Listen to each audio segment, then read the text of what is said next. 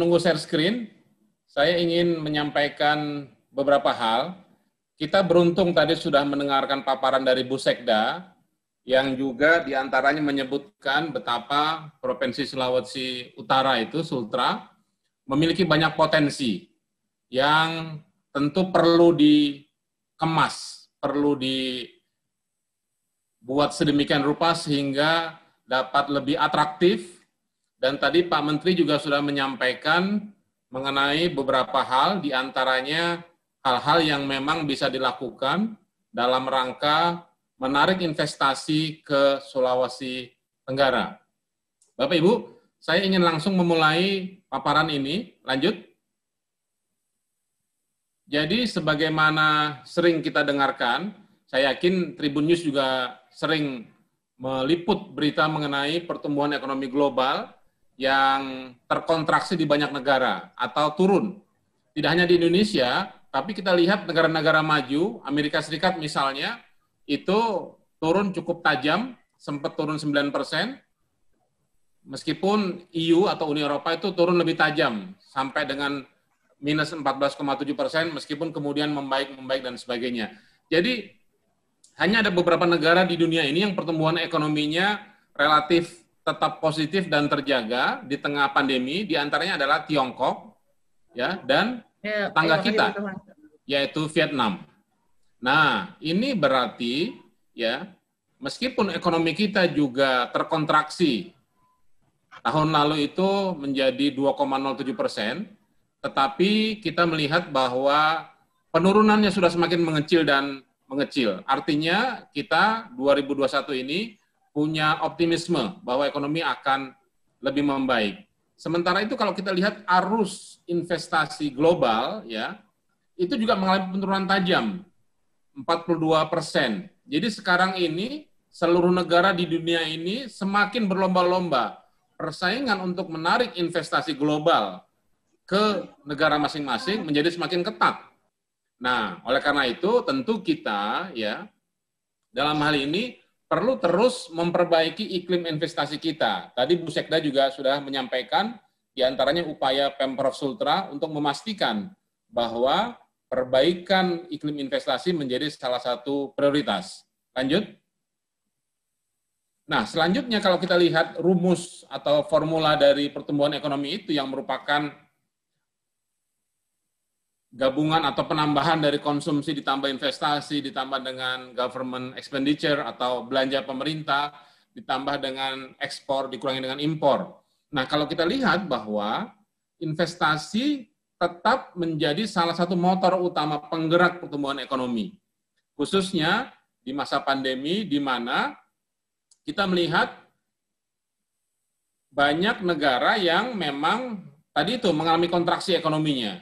Di sisi lain, artinya di situ banyak negara yang juga mereka kemudian harus melakukan beragam cara untuk memastikan agar negara mereka bisa mengelola pandemi ini dengan baik, supaya ekonomi, terutama terkait dengan berbagai tantangan yang ada itu, bisa dikelola sedemikian rupa.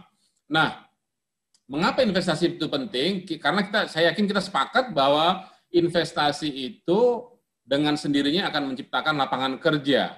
Nah, ini kemudian kita kaitkan dengan isu yang masih sangat hangat, ya, di mana 3 November tahun lalu itu Undang-Undang 11 2020 sudah dikeluarkan. Nah, bulan Februari ini akan dikeluarkan 40-an lebih peraturan pemerintah dan peraturan presiden sebagai turunan dari Undang-Undang Cipta Kerja. Nah, dengan terciptanya lapangan pekerjaan itu, maka kita harapkan tentu pendapatan masyarakat, kesejahteraan masyarakat akan meningkat. Dengan sendirinya nanti akan mendorong daya beli, yang itu kemudian akan memulihkan yang tadi saya bilang bahwa ekonomi kita sempat terkontraksi 2,07%. Lanjut. Nah, ini kurang lebih rumusnya, ya, secara umum, ya, bahwa investasi itu ada di dalam kelompok atau komponen pembentukan modal tetap bruto atau PMTB. Nah, kita lihat angkanya memang dibandingkan tahun sebelumnya, ya, tahun lalu itu turun sedikit menjadi 31,73%. Artinya kita harus berupaya melakukan beragam langkah, ya, mengeluarkan kebijakan yang mendukung terciptanya iklim investasi yang kondusif agar bisa lebih meningkat angka PMTB-nya. Lanjut.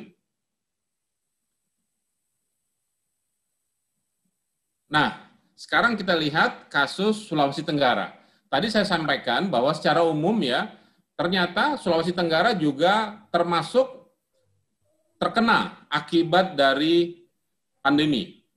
Ya, sehingga ekonominya pun terkontraksi meskipun ini jauh lebih rendah di bawah pertumbuhan ekonomi nasional, jadi hanya 0,65%. Nah, oleh karena itu ya upaya yang tengah dilakukan oleh Pak Gubernur, Ibu Sekda dan jajaran Pemprov Sulawesi Tenggara, saya yakin di 2021 ini akan mampu memulihkan atau menciptakan angka pertumbuhan ekonomi yang positif. Lanjut. Nah, sekarang kami ingin sedikit menyampaikan dan melaporkan capaian angka realisasi investasi tahun lalu. Yang ini baru dirilis atau diterbitkan oleh Bapak Kepala BKPM bulan lalu. Intinya dari target total 817 triliun ya, itu alhamdulillah kami bisa mencapai target tersebut ya, malah sedikit di atas target ya, menjadi 826 triliun. Yang itu apabila dibedah, maka peran dari PMA ini sedikit lebih rendah daripada PMDN. Nah, kalau kita lihat sebarannya, peran Jawa mungkin sebelumnya sering diangkat misalnya, wah pertumbuhan ekonomi itu terkonsentrasi di Jawa. Nah, tapi kita lihat angkanya, peran luar Jawa itu semakin meningkat. Nah, menjadi 50,5% dari hampir 55.000 jumlah proyek. Lanjut. Nah, sekarang kita lihat ya sebarannya. Dari 5 investor terbesar, foreign investor terbesar yang berinvestasi di Indonesia, kita lihat sepertiga lebih, atau tepatnya 34%, setara dengan 9,8 miliar dolar, ini dari Singapura. Kenapa Singapura? Karena Singapura menjadi hub, investment hub. Nah, artinya investor Singapura yang berinvestasi ke Indonesia boleh jadi mereka itu dari negara ketiga, mungkin dari negara Eropa, mungkin dari Rusia, mungkin dari negara lain. Nah, ini hal-hal yang menarik bagi kita. Kemudian aku rapat Sulawesi Tenggara. Peringkat yang kedua, ya. Itu tuh si Raja, apa lagi ngerjain itu. Apa Mas perbandingan? Peringkat kedua itu Tiongkok ya. Hampir 17% ya. Kemudian ketiga Hong Kong. Hong Kong ini dengan Tiongkok memang dalam data kami masih dipisah, meskipun kita tahu sekarang mereka ini sebetulnya sudah menjadi bagian. Tempo hari ketika ada demo besar-besaran di Hong Kong, itu diantaranya memang dikarenakan ada upaya dari Chinese mainland itu untuk menguasai tanda kutip Hong Kong dengan lebih kuat lagi. Dilanjutkan dengan Jepang, Korea Selatan, dan negara-negara lain. Nah, kalau kita lihat sebarannya, tadi saya sebutkan bahwa ya Jawa memang masih dominan, meskipun persentase sudah mulai mengecil. Nah, kalau kita lihat sebarannya, seluruh Sulawesi itu total 71,8 triliun, itu setara dengan 8,7%. Kalau kita lihat lebih dalam lagi, nanti kita akan pindah ke slide berikutnya. Lanjut.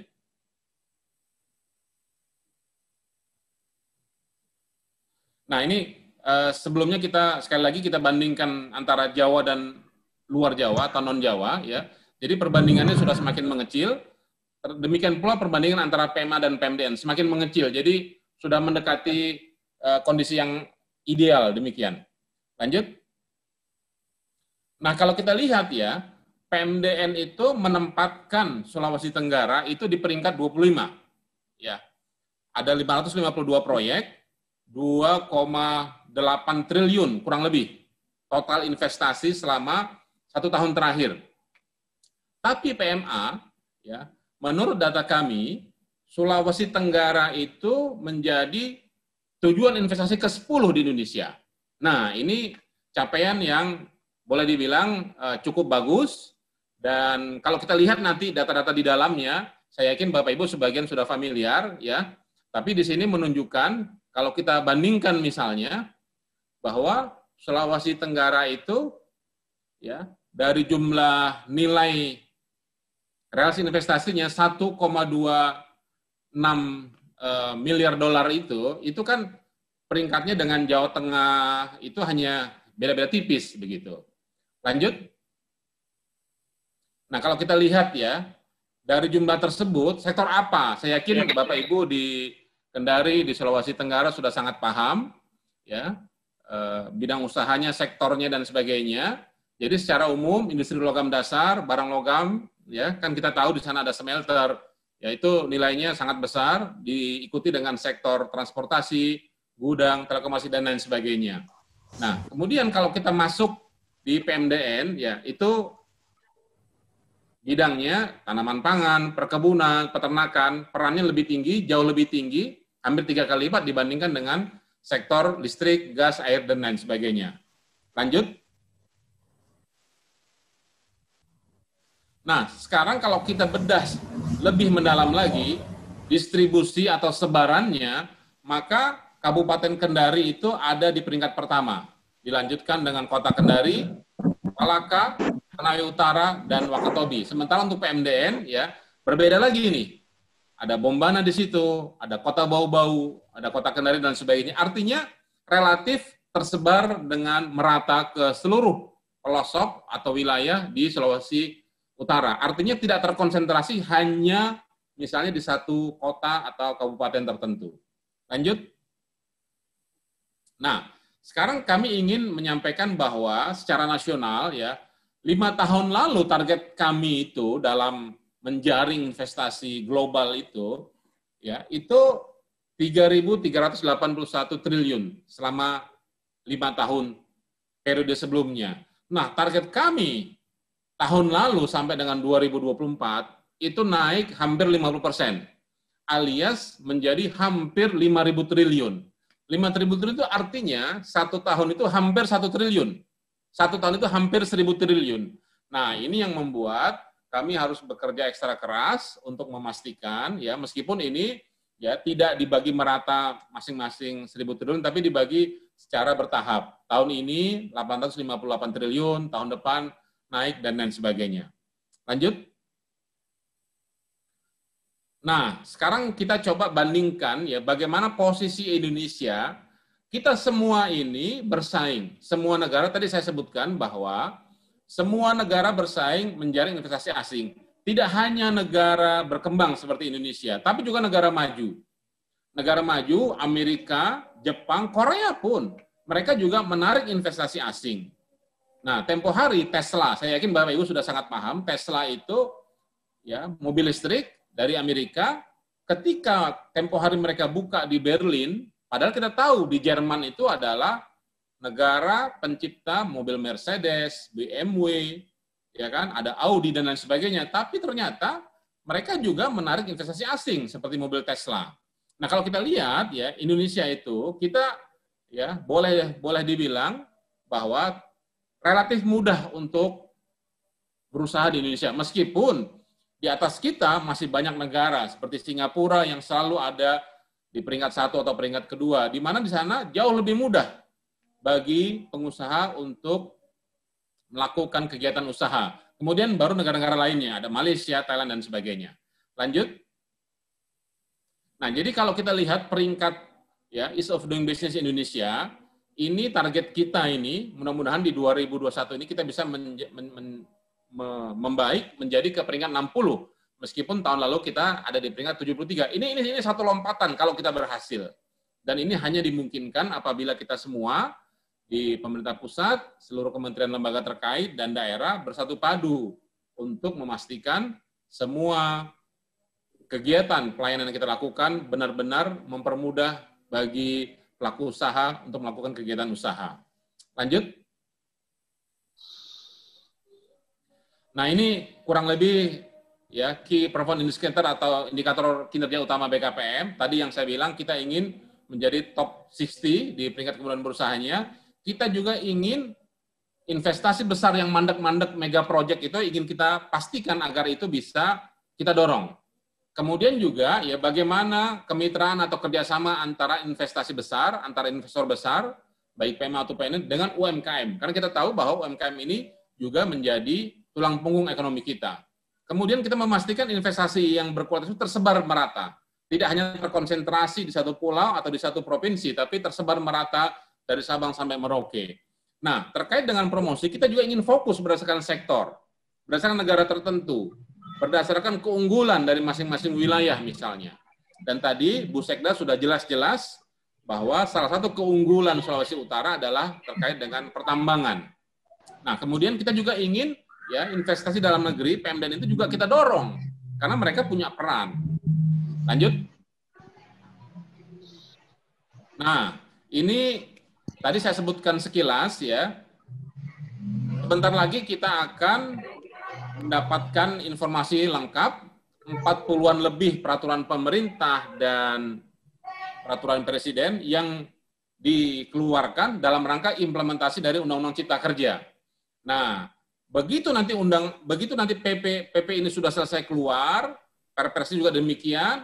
Nah, nanti kami juga menyusun peraturan Kepala BKPM tentang implementasi dari sistem OSS itu. Itu nanti kami akan melakukan sosialisasi, diseminasi. Tanggal 22 internal BKPM pekan depan kami akan melakukan itu untuk pertama kali, dan sesudah itu akan ke kementerian lembaga terkait termasuk ke daerah. Jadi nanti kolega kami dari Pusdiklat akan menyebarkan undangan kepada semua pemerintah provinsi, pemerintah kabupaten kota untuk mengikuti webinar dalam rangka agar kita bisa memiliki persepsi yang sama, memiliki pola pikir yang sama, bagaimana kita memastikan agar layanan OSS ini bisa berjalan dengan baik dan lancar sebagaimana harapan kita semua. Lanjut. Nah, tadi dikatakan bahwa di UCK itu, ya kita memastikan agar semua proses perizinan itu bisa berjalan dengan sederhana, dengan cepat, dengan tepat. Oleh karena itu nanti akan ada semacam, kita menyebutnya daftar prioritas investasi atau priority list, ya bidang-bidang usaha yang memang benar-benar kita dorong untuk investasi, kita atur persyaratannya sedemikian rupa, dan tidak lupa peran dari UMKM tetap kita dorong. Lanjut. Bapak Ibu yang saya hormati, jadi sekali lagi, sekarang ini kami sedang sibuk menyusun semua perangkat, semua infrastruktur yang dibutuhkan untuk memastikan perangkat lunak, perangkat keras yang dibutuhkan untuk memastikan agar perizinan berusaha berbasis risiko dengan sistem RBA ini atau risk based analysis atau berbasis risiko itu bisa berjalan dengan baik dan lancar, di mana nanti akan ada pembagian risiko. Jadi kalau dulu itu istilahnya one size fits all, semua itu berlaku seperti ini misalnya. Nanti akan dibagi-bagi.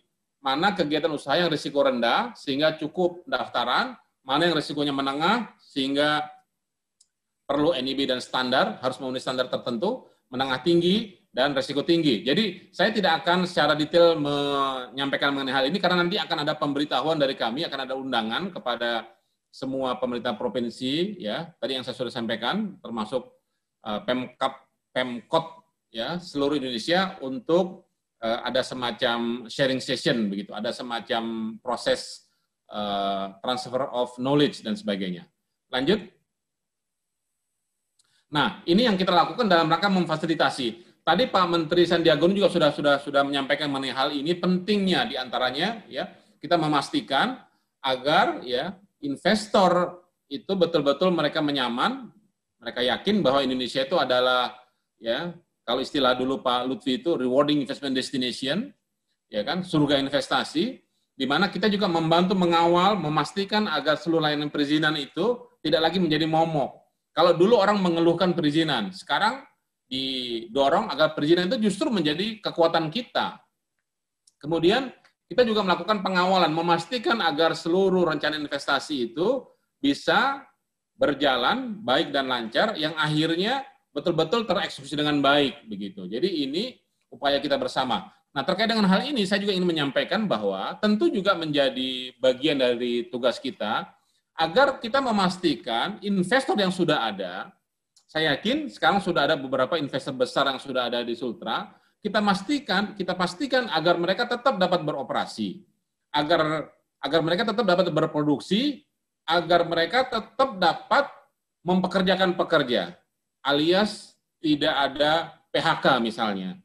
Nah, ini kan perlu kita bantu sekiranya mereka ada kendala. Jangan sampai mereka misalnya karena kendala itu kemudian melakukan PHK, karena nanti kita yang akan dirugikan. Karena nanti tenaga kerja kita yang akan dirugikan, dan kalau itu terjadi bisa jadi promosi negatif. Jadi saya ingin sekaligus mengajak ya DPMPTSP Sultra dan pihak-pihak terkait agar kita memastikan investor yang sudah ada kita tetap layani, kita tetap bantu agar mereka sekali lagi dapat terus berproduksi, dapat terus melakukan kegiatan usaha dengan baik, dengan lancar, yang akhirnya itu akan menjadi dengan sendirinya promosi positif. Lanjut. Nah, ini beberapa ya fasilitasi, kegiatan fasilitasi yang kami lakukan. Ini ada nama-nama besar di sini, ada dari Rusia, ada dari Korea, ada dari Brazil, ada dari Tiongkok dan sebagainya, PMA, PMD dan sebagainya. Jadi dengan total yang di atas kertas sudah ada 700 triliun lebih ini kita akan pastikan agar ini terrealisasi, agar ini tidak hanya di atas kertas, tapi betul-betul ya kan ada kegiatan nyata untuk merealisasikan rencana investasi tersebut. Oleh karena itu berbagai persoalan yang ada akan kami bantu, akan kami fasilitasi. Lanjut. Ya, ini kita sudah di penghujung. Nah, ini sekali lagi hanya sebagai contoh, saya yakin ya Sulawesi Tenggara punya peran penting dalam mentransformasi ekonomi Indonesia ya. Jadi kita tidak lagi tergantung pada jualan tanda kutip ekspor bahan mentah, tapi sudah kita proses. Sudah ada nilai tambah. Ada kegiatan penciptaan nilai tambah melalui ya refinery, smelter dan lain sebagainya. Nah, ini saya yakin punya kesamaan, kita punya perangkat hukum, undang-undang minerba dan lain sebagainya. Ini sama-sama kita dorong bagaimana kita memastikan agar misalnya nikel, sekali lagi salah satu keunggulan Sulawesi Tenggara, dapat diproses sehingga akhirnya dampaknya akan semakin meluas. Lanjut. Ya, ini juga beberapa sektor yang menjadi fokus BKPM. Kita tidak hanya tadi misalnya pengolahan sumber daya alam dan sebagainya, tapi kita juga ada industri farmasi dan alat kesehatan. Kita tahu kondisi pandemi ini banyak investor yang melihat ya ada demand yang besar. Di awal pandemi kita kesulitan mendapatkan masker, tapi sekarang masker dengan mudah tersedia dengan harga yang terjangkau. Industri otomotif juga demikian. Nanti kita lihat akan ada pergeseran dari combustion engine, ya mesin konvensional menjadi mesin listrik. Kemudian ada industri elektronika, infrastruktur, dan tidak lupa energi baru dan terbarukan. Lanjut. Pak Cahyo. Ya, Pak. Bisa diperpendek sedikit. Ya, Pak. Ini kita sudah di penghujung, Pak. Ya, ini soal nikel, jadi tadi sudah disampaikan oleh Bu Sekda, jadi saya juga tidak akan mengulangi kembali, tapi ini menjadi keunggulan dari Sulawesi Tenggara. Dan kami tentu memberikan dukungan agar ya kekayaan alam ini bisa kita olah sedemikian rupa untuk kemakmuran semua. Lanjut. Nah, ini tadi sudah saya sampaikan beberapa kegiatan kita, ya ada 50 perusahaan besar yang bermitra dengan hampir 200 UMKM, dan ini sekali lagi untuk semua. Lanjut. Kelihatannya tinggal 1-2 slide ini. Nah, ini beberapa contoh real ya, destinasi prioritas, ya ini relokasi, kita ketahui ada perang dagang, ada perusahaan misalnya asing yang kalau mereka ekspor ke Amerika dikenakan tarif sehingga menjadi tidak kompetitif, akhirnya ini kita coba guide, kita tarik agar mereka relokasi ke Indonesia. Lanjut.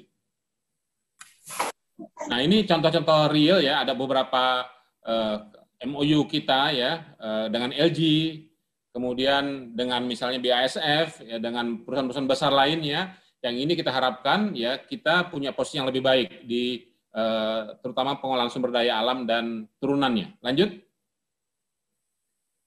Nah, demikian Bapak Ibu, saya juga terima kasih atas kesempatan ini. Ini kesempatan yang bagi saya juga ini kesempatan pertama ini Pak, jadi berdiskusi, berinteraksi langsung dengan seluruh jajaran pemerintah provinsi dan stakeholder terkait di Sulawesi Tenggara. Saya mohon maaf kalau sedikit kepanjangan. Sekali lagi, saya akan memantau sekiranya ada pertanyaan. Ya, Pak. Sebagai penutup, saya ucapkan terima kasih banyak. Assalamualaikum warahmatullahi wabarakatuh. Waalaikumsalam. Terima kasih sudah nonton. Jangan lupa like, subscribe, dan share ya.